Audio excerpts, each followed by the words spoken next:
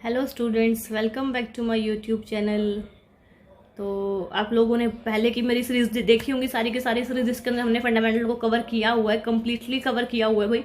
और ऐसे क्वेश्चन है जो एग्जाम में आपके बार बार पूछे जाएंगे। तो आज हम जो स्टार्ट कर रहे हैं वो पीडियाट्रिक की सीरीज को स्टार्ट कर रहे हैं, ठीक है। और पीडियाट्रिक की सीरीज में हम जीआई सिस्टम को सबसे पहले उठाया, जो कि कैसा है, इंपॉर्टेंट है। बहुत ज्यादा क्वेश्चन यहाँ से आता है, डिजीज कंडीशन बहुत सारी ऐसी हैं जो कि यहाँ से देखने को एग्जाम में सीधा सीधा मिलती है। तो सीरीज को स्टार्ट करने से पहले सबसे पहले मैं आप सबका थैंक यू कहूंगी, क्योंकि बहुत ज्यादा बच्चों का सपोर्ट मिल रहा है। और पीछे मैं कुछ दिनों के लिए सीरीज कंटिन्यू नहीं कर पा रही थी, तो बच्चों के बहुत कमेंट आ रहे थे टेलीग्राम पे, व्हाट्सएप पे कि मैम सीरीज को स्टार्ट करो, हमें बहुत बेनिफिट मिल रहा है। तो भाई आप लोग कहोगे और मैं क्यों ना स्टार्ट करूं, बिल्कुल करनी होगी। तो मुझे आना पड़ा, थोड़ा इशू था, इस वजह से मैं नहीं आ पा रही थी, ठीक है। तो अब लोग हम जो है स्टार्ट करते हैं अपनी सीरीज को। तो क्वेश्चन नंबर फर्स्ट, जो कि पहला क्वेश्चन है, किसका है, राइट लिप और क्लेफ्ट लिप का क्वेश्चन पढ़ते हैं। Infant has just return to the nursing unit following a surgical repair of the cleft lip located on the right side of the lip and the nurse placed the infant in which best position। Question कह रहा है बच्चों, जब कोई बच्चा nursing unit में आता है सर्जिकल रिपेयर करा के, किसका, क्लेफ्ट लिप का, ठीक है। क्लेफ्ट लिप है, वो भी राइट साइड का है। और यहाँ पेशेंट को कौन सी पोजीशन दी जाएगी जब भी कोई बच्चा अपनी पूरी की पूरी सर्जरी करवा के यूनिट में आ गया, अब उसको रेस्ट चाहिए। अब आने के बाद जो पोजीशन सेट करेगी नर्स, वो कौन सी करेगी, prone position, supine, left lateral या राइट लेटरल। देखो, जब भी क्वेश्चन के अंदर, एक सिंपल सी बात बता दूं, जब भी क्वेश्चन के अंदर राइट लेटरल, राइट साइड दिया हो या फिर लेफ्ट साइड दिया हो, तो याद रखना हमेशा अपोजिट पोजीशन दी जाएगी। राइट में हम देंगे लेफ्ट पोजीशन, राइट साइड की हुई है सर्जरी, लेफ्ट साइड की हुई तो हम देंगे हम राइट साइड पोजीशन। इस बात को हमें याद रखना है। और ऐसा क्यों होता है, ऐसा इसलिए होता है, यदि आप बच्चे को राइट साइड ही पोजीशन दोगे तो बच्चा एस्पिरेट कर जाएगा, ठीक है। फिर हमें क्या करना पड़ेगा, बच्चे को इंट्यूबेट करना पड़ेगा, वेंटिलेटर पे लेके जाना पड़ेगा। तो इसीलिए हमें इन सब चीजों से पहले ही बचाना है, क्योर करना है बच्चे को। तो यहाँ पे आंसर आप लोगों ने समझ लिया, आंसर होगा हमारा सी, ठीक है। तो आंसर नंबर सी। अब एक बात हम लोग देख लेते हैं, इसमें होता क्या है। जब भी किसी बच्चे को राइट साइड लिप की बात करें, सबसे पहले लिप को बोलेंगे। यदि क्लेफ्ट लिप है तो इसको हम बोलते हैं बच्चों हेयर लिप के नाम से, इसको हम जानते हैं। या फिर दूसरी कंडीशन बता दूं, उसको हम बोलते हैं चिलियोसिस, चिलियोसिस के नाम से इसको हम जानते हैं। पैलेट की बात करें तो पैलेट को हम लोग बोलते हैं क्या, चिलियोप्लास्टी, ठीक है, चिलियोप्लास्टी। अब सर्जरी की बात करें लिप की और पैलेट की, लिप मतलब ये वाला जो पार्ट है ना, ये वाली सर्जरी होती है। पैलेट मतलब ये पूरा पार्ट, अंदर वाला जो पार्ट है वो वाला, ठीक है, उसकी सर्जरी। तो पैलेट नाम बड़ा है तो सर्जरी का टाइमिंग पीरियड भी तो बड़ा होगा। तो इसकी हम सर्जरी करेंगे 18 to 24 मंथ में। लिप नाम छोटा है, सर्जरी भी छोटे टाइम पीरियड में, कितना, 3 to 6 मंथ, ठीक है। ऐसे याद रख सकते हैं, क्योंकि जब एग्जाम में आता है तो बहुत कंफ्यूजन होते हैं, तो नहीं हो पाता है हम लोगों से ये, ठीक है। फिर आगे चलते हैं। जब भी बच्चे की सर्जरी करते हैं तो कौन सा रूल यूज होता है, तो रूल ऑफ 10 यूज होता है। रूल ऑफ 10 में क्या क्या चीजें आती हैं, सबसे पहले याद रखना, वेट बच्चे का सही होना चाहिए, बच्चे के अंदर खून सही होना चाहिए, HB सही होना चाहिए, बच्चे के अंदर हमारी WBC सही होनी चाहिए, ठीक है। तो वेट कितना होना चाहिए, 10 पाउंड, HB 10% और WBC 10। ये तीनों चीजें बहुत ज्यादा मैटर करती हैं किसमें, रूल ऑफ 10 में, ठीक है। आगे देख लेते हैं। अब रूल की बात आ रही है तो मैं आपको सारे रूल एक बार बता देती हूँ, सारे रूल कौन कौन से रूल होते हैं और कहाँ कहाँ कौन कौन से रूल का यूज होता है। तो सबसे पहला रूल ऑफ 3 से मैं स्टार्ट करती हूँ।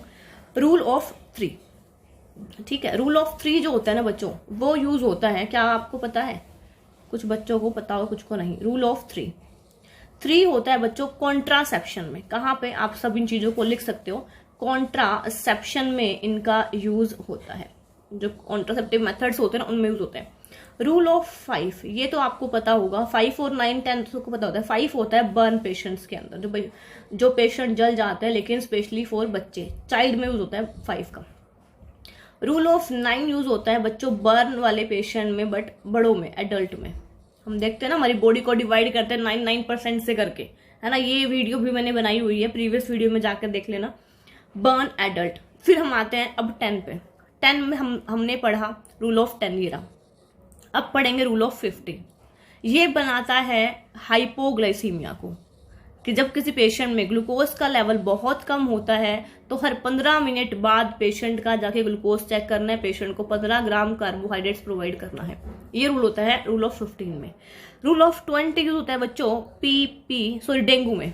कहाँ होता है? डेंगू में। डेंगू पेशेंट के अंदर आप लोगों ने कभी टूर्निकेट टेस्ट किया होगा, और टूर्निकेट टेस्ट करने के बाद आप लोगों ने देखा होगा 15 से 20 क्या दिखाई दिया आपको? रैशेस दिखाई दिए होंगे। आप लोगों ने बोल दिया test is a positive, dengue is a positive. तो क्या हुआ? 20 पैचेस दिखते तभी तो पॉजिटिव कहते हो। तो बच्चों इसका आंसर होगा रूल ऑफ 20 होता है डेंगू में, एंड रूल ऑफ 30 होता है सबसे बड़ी कंडीशन पोस्टमार्टम हैमरेज। PPH में रूल ऑफ 30 का यूज करते हैं।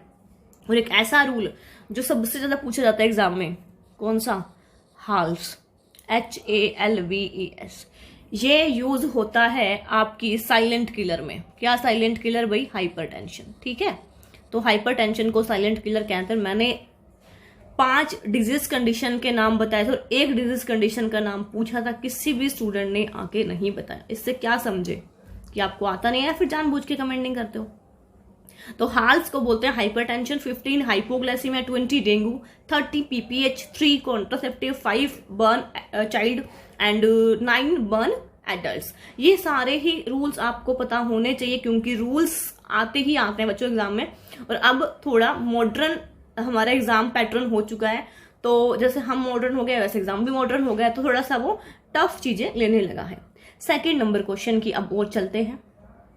क्वेश्चन क्या कहता है? क्वेश्चन है, कोई नर्स रिव्यू करती है record of the newborn infants का और देखती है डायग्नोसिस बन चुका है एसोफेजियल अट्रेशिया का और TEF का, ट्रैकियोएसोफेजियल फिस्टुला बन चुका है, जो कि सस्पेक्टेड है, अभी फाइनल डायग्नोस नहीं हुआ है, सस्पेक्टेड है। नर्स एक्सेप्ट करती है to note which most likely sign of this condition document in the record. कौन सी कंडीशन को नर्स देखेगी? ठीक है, क्राइम को, coughing and night time, choking with the feeding, या फिर severe projectile vomiting. Answer D तो किसी भी हालत में नहीं होगा, क्योंकि आप सब लोग जानते हैं ये कंडीशन कहाँ होती है, तो मैं अभी नहीं बताऊंगी, आगे क्वेश्चन में बताऊंगी। क्वेश्चन नंबर है आपका सेकंड, TEF। बच्चों इसमें क्या होता है? हमारा फिशुला बन जाता है ना। और इसके अंदर हम लोग 3 साइन को पढ़ते हैं, कफिंग, चोकिंग और साइनोसिस। 3C के नाम से डिजीज बहुत फेमस है, ऐसे ही बहुत सारे डिजीज होते हैं 3D के नाम से, 4D के नाम से, 5P के नाम से, है ना। तो यहाँ पे क्या होता है? कफिंग, चोकिंग और साइनोसिस, यही होता है। तो यहाँ पे दोनों ही बोला है, कफिंग बोल दे, चोकिंग बोल दे, बट बोल नाइट टाइम में। तो ऐसा कोई फिक्स टाइम नहीं होता है भाई कि पेशेंट को कफिंग नाइट टाइम में हो या फिर डे टाइम में, तो ये कोई फिक्स नहीं है। तो इस क्वेश्चन का आंसर क्या होगा? बच्चा जैसे ही फीडिंग करेगा वो क्या करेगा? चोकिंग करेगा, है ना। तो आंसर होगा हमारा ऑप्शन नंबर C। TEF बच्चों 5 टाइप का होता है, जो फिशुला बनता है ना वो 5 टाइप का होता है इसके अंदर। ठीक है, type 1, type 2, type 3, type 4, type 5। Type 3 वाला जो होता है ना वो सबसे ज्यादा कॉमन होता है, टाइप 3। ये क्वेश्चन आता है एग्जाम में, मोस्ट कॉमन बताओ 3rd वाला, लीस्ट कॉमन बताओ कौन सा? टाइप 5, जो कि 1% होता है। ठीक है, ये क्वेश्चन आपको पता होने चाहिए। यदि आपको नहीं आती हैं चीजें तो आप कमेंट कर सकते हो, तो मेरे को जब भी टाइम लगेगा तो मैं आपको थ्योरी समझाने की भी कोशिश करूंगी। नेक्स्ट क्वेश्चन की ओर चलते हैं बच्चों। क्वेश्चन नंबर है अपना 3rd नंबर क्वेश्चन क्या कहता है, इसकी बात भी सुन लेते हैं। कोई नर्स प्रोवाइड कर रही है feeding instruction to a mother को ऑफ अ इन्फेंट। ठीक है, डायग्नोसिस हुआ है GE, गैस्ट्रोइसोफेजियल रिफ्लेक्सेस का। अच्छा, मुझे लगा GERD है, रिफ्लेक्सेस आ रहे हैं।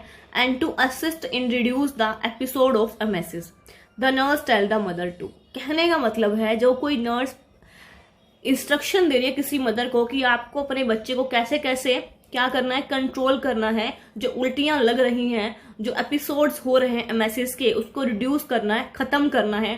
तो यहाँ पे नर्स ऐसी कौन सी बात कहेगी? ठीक है, देखो बच्चे की एज नहीं बताई, इन्फेंट बोला है तो क्या होगा? 0 to 1 की, इसमें होगा 28 से 1 ईयर की एज में बच्चा हमारा होगा, है ना। 22 to 1 ईयर की एज में बच्चा हमारा प्रेजेंट है अभी। तो क्या हुआ, क्या बताओगे आप पेशेंट को? पेशेंट ने जो खा रहा है उसको वोमिटिंग हो रही है और हमें उल्टियों को कम करना है, वोमिटिंग को कम करना है। पहला ऑप्शन कह रहा है लेस फ्रीक्वेंट देंगे, provide less frequent and large feeding, मतलब खाना कम फीडिंग ज्यादा, लेस फ्रीक्वेंट दे रहे हो और फीडिंग जो दे रहे हो क्या कर रहे हो, आप बहुत ज्यादा अमाउंट में, बल्क ऑफ अमाउंट में पेशेंट को दे रहे हो। एक बात बताओ, वोमिटिंग हो रही है, पेशेंट को खिलाए जा रहे हो, क्या वो कंट्रोल हो पाएगी? नहीं हो पाएगी। तो आंसर पहला इज अ गलत। सेकंड ऑप्शन कह रहा है burping the infant less frequently during the feeding. Burping मतलब होता है पीठ को थपथपाना। जब बच्चा दूध पीता है और हम क्या करते हैं, पीठ को आप लोगों ने देखा होगा इस तरीके से क्लैम्प करते हैं, थपथपाते हैं। ऐसा क्यों? ताकि बच्चे का मिल्क जो है वो प्रॉपर डाइजेस्ट हो जाए। तो हमें लेस फ्रिक्वेंटली करना चाहिए या फिर मोर फ्रिक्वेंटली करना चाहिए? तो आंसर बी गलत होगा, क्योंकि हम जानते हैं मोर फ्रिक्वेंटली होना चाहिए। यदि बच्चे को उल्टियां आ रही हैं तो मोर फ्रिक्वेंट करना चाहिए, बार बार करना चाहिए। फीडिंग, थिन फीडिंग दोगे आप पेशेंट को एंड ऐड करोगे वाटर फॉर्मूला। थिन फीडिंग मतलब बिल्कुल पतली वाली फीडिंग, फॉर एग्जाम्पल पानी, ठीक है। थिक फीडिंग दोगे, ऐड करोगे rice cereals to the formula. Thick feeding जैसे चावल का पानी हो गया, दाल का पानी हो गया, थोड़ा थिक होता है। तो सी या डी ऑप्शन में से अब आप बहुत सारे बच्चों के माइंड में चल रहा होगा ऑप्शन नंबर सी। ऐसा क्यों? क्योंकि हम जानते हैं बच्चे ये कहेंगे, सोच रहे होंगे कि थिन फीडिंग प्रोवाइड कर देंगे, लेकिन बच्चों एक छोटा सा एग्जांपल समझो। 2 फ्लोर हैं और एक फ्लोर पे मैंने क्या डाल दिया, एक फ्लोर पे मैंने डाल दिया थिन फीडिंग, मतलब मैंने डाल दिया पानी को बहा दिया। एक पे मैंने डाल दिया थिक फीडिंग, फॉर एग्जाम्पल जैसे चावल का पानी हो गया, ठीक है, कुछ भी XYZ। तो ये क्या कर रहा है, फ्लोट कर रहा है बहुत slow slow slow slow. Thick feeding क्या कर रही है, बहुत स्लो स्लो फ्लोट कर रही है, और थिन फीडिंग क्या कर रही है, बहुत जल्दी फ्लोट कर रही है। तो ऐसे ही हमारे बॉडी सिस्टम के अंदर भी फ्लोट करेगी ये, ठीक है।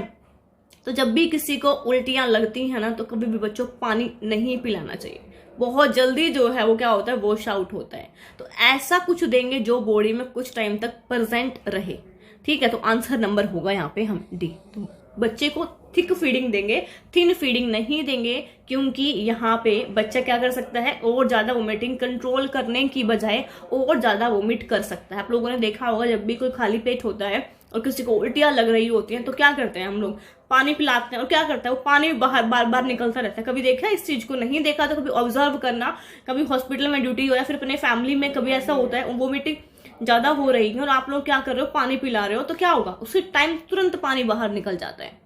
क्यों? क्योंकि वो फ्लोट ही नहीं कर, वो फ्लोट बहुत जल्दी कर पा रहा है और साथ में वो डाइजेस्ट नहीं हो पा रहा है।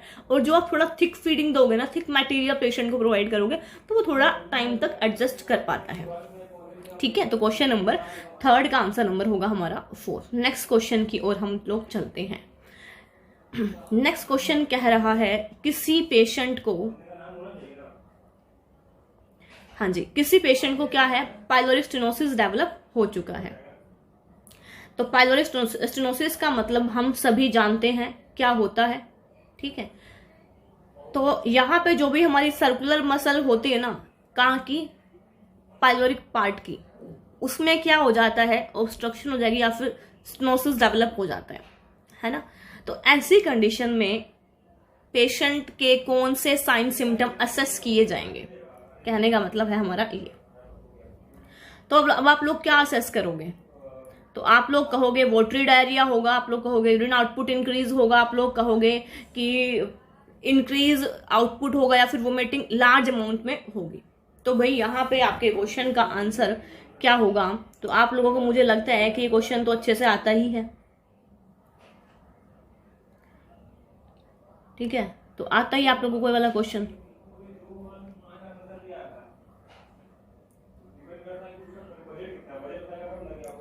तो इस क्वेश्चन का आंसर हमारा होगा प्रोजेक्टाइल वोमिटिंग, ठीक है। प्रोजेक्टाइल वोमिटिंग यहाँ पे हम लोग देख सकते हैं। क्यों? क्योंकि यहाँ पे क्या होगा, जब भी हमारी ऑब्स्ट्रक्शन होगी ना पाइलोरिक वाले पार्ट के अंदर, तो क्या होगा, सर्कुलर मसल ने क्या बना लिया, गुच्छा बना लिया अपना। गुच्छा बनाने के बाद क्या होगा, वो ऑब्स्ट्रक्शन वहां पे होगी, वहां पूरा का पूरा वो इकट्ठा हो चुका है। तो जैसे ही पेशेंट कुछ भी लेगा, वो क्या होगा, वोमिटिंग कर देगा। हर 30 मिनट के बाद जैसे पेशेंट ने फीडिंग लेनी शुरू करी ना, तो उससे टाइम विलियस वोमिटिंग आनी शुरू हो जाती। तो क्वेश्चन बच्चों ये आता है, यदि किसी पेशेंट को पाइलोरिक स्टेनोसिस है तो कौन सा इलेक्ट्रोलाइट इम्बैलेंस मिलता है। तो अब हम क्या होंगे, वोमिटिंग हो रही है पेशेंट को, तो पोटेशियम का लॉस हो रहा है, तो हाइपोकैलेमिया देखने को मिलेगा, ठीक है, हाइपोकैलेमिया देखने को मिलेगा। फिर बात करते हैं कि पेशेंट के अंदर मास किस टाइप का होगा, तो मास होगा, मास जो बनता है ना, जो सर्कुलर मसल इकट्ठी होगी तो उनका एक शेप बन जाती है मास्क की, तो वो कैसी शेप होगी, वो शेप होगी हमारी ऑलिव शेप मास्क। कैसी होगी, ऑलिव शेप मास्क होगी, याद रखना यहाँ पे ऑलिव शेप मास्क देखने को मिलता है। ठीक है, फिर बच्चों क्वेश्चन ये आता है, यदि बात करें यहाँ पे हमारी जो वेव्स होती हैं वो किस साइड से किस साइड जाती हैं, विजिबल होती हैं या फिर अनविजिबल होती हैं। तो भाई आपको बता दूं मैं कि यहाँ पे हमारी जो वेव्स होती हैं वो विजिबल्स होती हैं। कैसी होती है, दिखाई देंगी हमें किस साइड से किस साइड तक, लेफ्ट से राइट साइड तक। मतलब पेशेंट की जो वेव्स होंगी वो हमें देख पाएंगे, हम लेफ्ट से राइट की साइड जाएंगी। ठीक है, एपिगैस्ट्रिक हमारा जो पार्ट है यहाँ पे क्या होगा, वेव्स दिखाई देंगी, एक इस तरीके से वेव्स फ्लोट करेंगी और लेफ्ट से राइट साइड में जाएंगी। अब क्वेश्चन ये आता है, इस पेशेंट की सर्जरी कब करेंगे। इस पेशेंट की सर्जरी 4 से 5 वीक पे करते हैं। और कौन सी सर्जरी होती है, सर्जरी का नाम बताओ। तो सर्जरी का नाम होता है, क्या आपको पता है, पता तो होगा है ना भाई, सर्जरी का नाम होता है रैमस्टेड सर्जरी। क्या होता है, रैमस्टेड सर्जरी होता है इस सर्जरी का नाम। तो हमारा पेन बिल्कुल नहीं चल रहा है, अब क्या हो चुका है इसके अंदर। तो क्वेश्चन नंबर 7 हमने देखा, पेशेंट को हमने देखा अभी 4 नंबर क्वेश्चन, जिसमें हमने देखा पेशेंट को प्रोजेक्टाइल वोमिटिंग हो रही है और कब हो रही है पेशेंट को, जैसे पेशेंट ने फीड लिया एवरी 30 मिनट बाद पेशेंट को देखने को मिलती है, उसके बाद नहीं मिलती है। हाइपोकैलेमिया होता है, 4 से 5 वीक के अंदर हम लोगों ने सर्जरी भी की है। चलिए तो आगे चल लेते हैं हम लोग क्वेश्चन नंबर 5 पे। 5 नंबर क्वेश्चन कहता है, कोई होम केयर नर्स इंस्ट्रक्ट करती है मदर को अबाउट डाइटरी मेजर के लिए। 5 साल का बच्चा जिसको लैक्टोज इंटॉलरेंस हो चुका है, nurse tell the mother that it is necessary to provide which dietary supplement in the child diet. जब किसी बच्चे को लैक्टोज इंटॉलरेंस होता है तो बच्चे को कौन सी डाइट देनी चाहिए, ये कह रहा है। लैक्टोज इंटॉलरेंस मतलब किसी बच्चे में लैक्टोज एंजाइम प्रेजेंट नहीं है। ठीक है, लैक्टोज एंजाइम होता है ना, वो प्रेजेंट नहीं है। ठीक है, प्रॉपर डाइजेस्ट नहीं कर रहा है वो लैक्टोज को, जिसकी वजह से बच्चों क्या होता है, कैल्शियम की और विटामिन डी की डेफिशिएंसी देखने को मिलती है। एग्जाम का क्वेश्चन है ये, लैक्टोज इंटॉलरेंस में कौन से विटामिन की कौन से हमारे मिनरल्स की जो है और विटामिन की एनर्जी हमारी डेफिशिएंसी देखने को मिलती है। तो कैल्शियम एंड विटामिन डी की क्या होती है, डेफिशिएंसी होती है। इस कंडीशंस के अंदर पेशेंट एब्डोमिनल डिस्टेंशन करेगा, एब्डोमिनल पेन करेगा। ठीक है, ये कंडीशन आती है, एब्डोमिनल डिस्टेंशन होता है पेशेंट को, एब्डोमिनल पेन होता है। और यहाँ पे सबसे ज्यादा जो इलेक्ट्रोलाइट इम्बैलेंस होता है वो होता है आपका हाइपोकैलेसीमिया, बताया मैंने अभी। ठीक है, हाइपोकैलेसीमिया। और हाइपोकैलेसीमिया के अंदर क्या क्या होता है, टेटनी देखने को मिलता है आपको।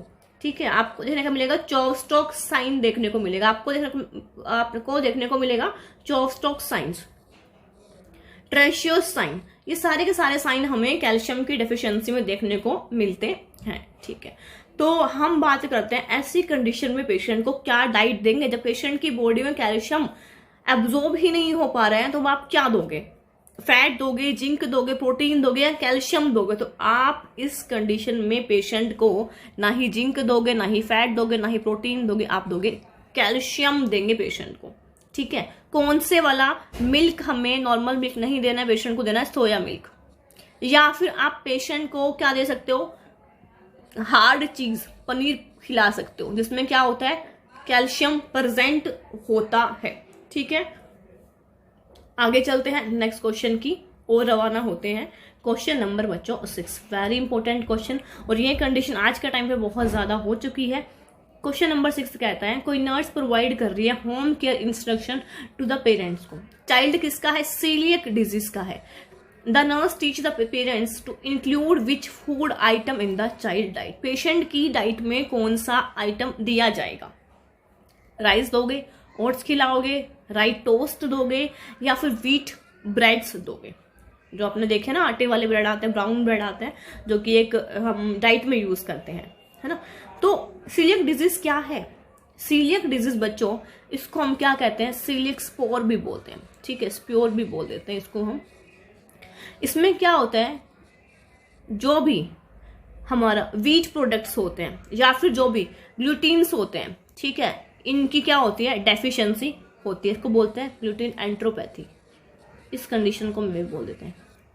तो भाई यहाँ पे ना क्या होगा, वीट की एलर्जी होती है, वीट की, जो भी आप चने वाली चीजें खाते हो, या फिर मैं कहूँ तो जो हमारा गेहूं होता है ना, इस टाइप की जो चीजें होती है ना, वो हमें अवॉइड करनी चाहिए, क्योंकि ऐसी कंडीशन में यदि आप ये सब चीजें पेशेंट को दोगे तो कंडीशन ज्यादा वर्स हो जाएगी। तो हमें इस टाइप की कंडीशन, वीट्स है पेशेंट, ठीक है, चने आप अवॉइड कर सकते हो, या फिर चाउमीन वगैरह, जो भी आपका बाहर का साइड, जो बाहर साइड वाला फूड होता है ना, आउटसाइड फूड, वो आपको सब क्या करना है, यहाँ पे एग्जिट कराना है पेशेंट की लाइफ से। तो यहाँ पे आप पेशेंट को राइस, ओट्स, राई टोस्ट, व्हीट ब्रेड्स, तो बच्चों राई हो गई, वीट्स हो गया, ओट्स हो गए, जो चीजें गेहूं की बन रही हैं उनको स्पेशली अवॉइड करना है, क्योंकि पेशेंट खाएगा, वोमिट करेगा, डायरिया पेशेंट को यहाँ पे देखने को मिलेगा। और ऐसे पेशेंट को ट्रीट नहीं किया गया तो ये कंडीशन बच्चों मैलिग्नेंट हो सकती है, ठीक है, मैलिग्नेंट हो सकती है। और ये कंडीशन डेवलप कब होती है, आफ्टर 6 ईयर बाद होती है। क्यों? क्योंकि बच्चा जो है वो फीडिंग करना शुरू करता है 6 महीने बाद, तभी तो उसको हम आउटसाइड फूड अलाउ करते हैं। तो नॉर्मली ये जो डिजीज होती है तो 6 महीने के बाद ही डेवलप होती है, ठीक है। तो भाई यहाँ पे हमारा आंसर होगा, पेशेंट को हम राइस खिला सकते हैं, चावल दे सकते हो पेशेंट को आप थोड़े, ठीक है। तो आंसर हमारा होगा ऑप्शन नंबर ए। आगे चलते हैं नेक्स्ट क्वेश्चन की ओर। क्वेश्चन नंबर है 7।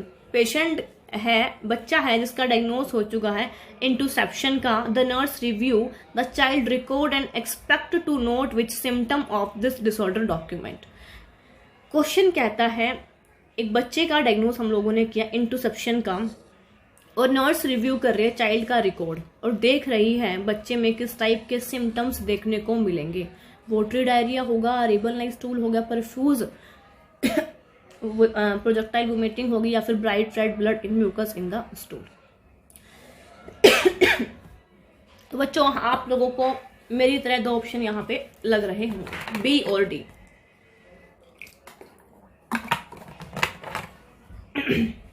तो आपको ऑप्शन बी और ऑप्शन डी यहाँ पे लग रहा होगा। तो यहाँ पे अब ऑप्शन बी या डी से देख लेते हैं क्या होगा। देखिए ऑप्शन नंबर जो है वोटरी डायरिया, ये हमारा नहीं होता है, ठीक है। पहले देख समझ लेते हैं इंटरसेप्शन होता क्या है क्या बीमारी भाई है। इंटरसेप्शन मतलब बच्चों ये डिजीज होती है हमारी टर्मिनल इलियम की, ये पता होना चाहिए रेक्टम की है किसकी है, ये होती है टर्मिनल इलियम की। क्या होता है इलियम के अंदर हमारे क्या होते हैं, पेयर पैचेस होते हैं, आप लोगों ने सुना होगा। इनकी इन्फ्लामेशन हो जाती है, क्या हो जाती है, इनकी इन्फ्लामेशन हो जाती है। जैसे मैं ये हम बना देते हैं यहाँ पे, 1 मिनट, ये हमारे क्या है इंटेस्टाइन है, ठीक है। ये ट्रांसवर्स कोलन बना देती हूँ मैं, ये बना देती हूँ। अब यहाँ पे क्या कर दूं मैं, यहाँ पे हो गया ऑब्स्ट्रक्शन, ठीक है, यहाँ पे हो गई हमारी ऑब्स्ट्रक्शन, यहाँ पे ऑब्स्ट्रक्शन हो चुकी है, ये हमारे पेयर पैचेस के अंदर ऑब्स्ट्रक्शन हो चुकी है, इन्फ्लेमेशन हो चुकी है टर्मिनल इलियम में, उसको बोल दिया इंटरसेप्शन। अब जो बच्चों ये मास बनता है ना, इस मास को बोलते हैं सरफेस शेप मास्क। कैसा बोलते हैं, सरफेस शेप मास्क बोलते हैं इसको। ये क्वेश्चन भी एग्जाम में आता है कि सरफेस शेप मास्क कौन सी कंडीशन में दिखाई देता है, इंटरसेप्शन में। इसमें क्या होता है ना, तो पेशेंट का जब मास इकट्ठा हो चुका है तो पेशेंट का जो ब्लड है वो, जो पेशेंट का स्टूल है वो कैसा आएगा, ठीक है। तो पेशेंट का स्टूल, जब भी किसी पेशेंट की बॉडी के अंदर इस तरीके का मास इकट्ठा हो चुका है, ठीक है, ये मास्क हमने बनाया था वो इकट्ठा हो चुका है यहाँ पे, तो यहाँ पे जो आपका स्टूल आएगा ना वो कैसा आएगा, रिबन लाइक ना होके वो आएगा bright red mucus in the stool. Mucus present होता है इंटरसेप्शन के अंदर। क्यों? क्योंकि बच्चों इसके अंदर हमारा ऑर्गन क्या होता है, टेलीस्कोप कर जाता है। टेलीस्कोपिंग मतलब एक ऑर्गन क्या होगा, अनदर ऑर्गन के अंदर आ जाएगा, ठीक है। एक ऑर्गन दूसरे ऑर्गन के अंदर क्या हो जाता है, स्लिप हो जाता है इसके अंदर। किस वजह से? क्योंकि यहाँ पे जो पेयर पैचेस हैं प्रॉपर तरीके से अपना काम नहीं कर पा रहे हैं। तो एक ऑर्गन जो खाना खाया आप लोगों ने, कुछ भी प्रोटीन की आपने डाइट ली, तो क्या होगा, जो भी आप लोग है ना, जो हमारा ऑर्गन है, ऑर्गन क्या करेगा, स्लिपरी हो जाएगा, स्लिप हो जाएगा दूसरे ऑर्गन में, ठीक है। तो इस यहाँ पे टेलीस्कोपिंग कंडीशन देखने को मिलती है, सफेद शेप मास्क देखने को मिलता है। दूसरी बात यह है कि ब्राइट रेड ब्लड म्यूकस देखने को मिलता है स्टूल में। रिबन लाइक स्टूल बच्चों यहाँ नहीं मिलता है। तो कहाँ मिलता है, आगे बात करेंगे इस अगली कंडीशन के अंदर। आगे चलते हैं क्वेश्चन नंबर नेक्स्ट पे। चलिए 8 नंबर क्वेश्चन नंबर 8 कह रहा है कोई चाइल्ड है जिसने क्या किया है, रिसीव किया है शोसीमर एक ड्रग होती है, इसको बोलते हैं chelate, for the treatment of lead poisoning. मतलब जो किसी बच्चे का लीड पॉइजनिंग का ट्रीटमेंट चल रहा है जिसकी हमने ड्रग दी है चीमेट करके, अब नर्स मॉनिटर करेगी विच of the following most important laboratory result, सबसे अच्छा लेबोरेटरी रिजल्ट कौन सा फाइंड आउट होगा। पोटेशियम का लेवल चेक करोगे, BUN का चेक करोगे, RBC या फिर WBC। तो बहुत सारे बच्चे पोटेशियम का लेवल चेक करेंगे, बहुत सारे बच्चे BUN करेंगे, बच्चे RBC चेक नहीं करेंगे, बच्चे WBC भी चेक करेंगे। ये चीजें मुझे पता है क्योंकि बच्चे क्या क्या आंसर लगाते हैं। तो यहाँ पे बच्चों पोटेशियम का लेवल बिल्कुल बेसिस नहीं करना दिया, आपको आंसर A लग रहा है तो दिस इज रॉन्ग आंसर। क्यों? पोटेशियम का लेवल वहां चेक होता है जहां पे इलेक्ट्रोलाइट इम्बैलेंस होता है बॉडी के अंदर, ठीक है। कोई इलेक्ट्रोलाइट इम्बैलेंस हो या फिर आप लोगों ने कोल्ड ब्लड ट्रांसफ्यूजन कर दिया हो, तो ऐसी कंडीशन जहां पे पोटेशियम का बढ़ता है या फिर कम होता है वहां चेक करेंगे। बट यहाँ पे ट्रीटमेंट दिया जा रहा है पॉइजनिंग को खत्म करने के लिए, पॉइजनिंग को ट्रीट करने के लिए, सबसे पहले हमारा लेबोरेटरी टेस्ट क्या होगा। ध्यान रखना बच्चों, इस क्वेश्चन का आंसर चलो मैं आपको बता ही देती हूँ। हमारी जो ड्रग्स होती है ना उसका एक्सक्रीशन करने का काम, मेन काम होता है किडनी का। किडनी तो करती है एक्सक्रीट आउट, है ना, एक्सक्रीट आउट करती है हमारी किडनी। किसके थ्रू करेगी? यूरिन के थ्रू करती है, बाहर निकालती है, ठीक है। तो सबसे पहले आप कौन सी फाइंडिंग को चेक करोगे? अभी सोच सकते हो, तो अभी आप लोगों ने सोचा होगा BUN, तो बिल्कुल सही है। हमारा ऑप्शंस के अकॉर्डिंग हमारा जो आंसर जाएगा वो जाएगा ब्लड यूरिया नाइट्रोजन। ये कितना है ये हमें चेक करना है, BUN का लेवल चेक करना है, किडनी प्रॉपर वर्क कर रही है नहीं कर रही है। यदि यहाँ पे आंसर होता KFT तो आपका जाता आंसर KFT, आंसर B सही होता, ठीक है। WBC हम किसी इंफेक्शियस कंडीशन को देखने के लिए करते हैं। RBC जब किसी पेशेंट की बॉडी में सेल्स खत्म हो जाती है, किसी पेशेंट का एक्सीडेंट हो गया, ब्लड बाहर आ गया, तो वहां पे आप RBC प्लेटलेट्स को चेक कर सकते हो। WBC हमेशा बच्चों इन्फेक्शन की कंडीशन में चेक होती है, ठीक है, जिसकी नॉर्मल रेंज कितनी होती है 4 to 11 K होती है। चलिए नेक्स्ट क्वेश्चन की ओर अब हम दौड़ लेते हैं। नेक्स्ट क्वेश्चन नंबर है 9। फिर आपका एक ऐसा क्वेश्चन आ चुका है हिर्सफंग डिजीज का, जिसमें स्टूल कैसा दिखाई देता है। पहला क्वेश्चन कह रहा है कोई नर्स रिव्यू कर रही है रिकॉर्ड को ऑफ 3 week old इन्फेंट, मतलब बच्चा 21 days का है, और नोट करती है that the physician has documented diagnosis of suspected Hirschsprung disease. बच्चे का डायग्नोस हुआ है हिर्सफंग डिजीज का, जो कि फिजिशियन ने फाइंड आउट कर दिया है।